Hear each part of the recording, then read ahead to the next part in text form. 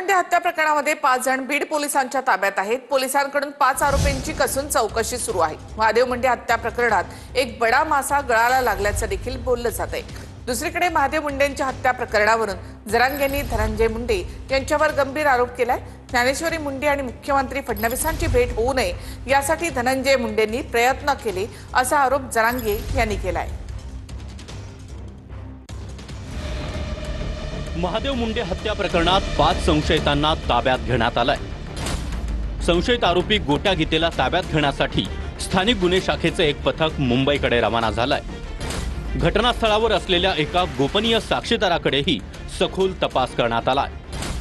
मुख्यमंत्री फडणवीस आणि ज्ञानेश्वरी मुंडे यांच्यामध्ये झालेल्या भेटीनंतर तपासाची चक्र वेगानं फिरली आहेत।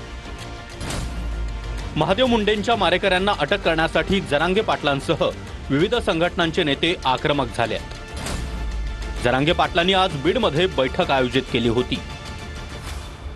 मंत्रिपद माणूस विकास करायसाठी मागतो, हे संपविण्यासाठी मंत्रिपद पाहिजे। याला केलेले खून पचवायसाठी पाहिजेत, याने केलेला भ्रष्टाचारासाठी पाहिजेत, याला ते आरोपी पळून लावायसाठी पाहिजेत। इथून पुढे असं होणार नाहीये। तुम्हाला परवाचा कालचा खेळ माहित नसेल। पळेतून मुंडे कुटुंब निघलं की तुमचा धनंजय मुंडे कोंबड्या हरवल्यासारखा नुसता मुख्यमंत्र्याकडे येडे घालत होता।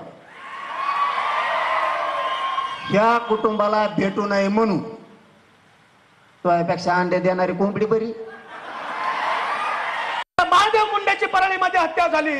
400 मीटर तुमच्या घरापासून महादेव मुंडेचं घर आहे।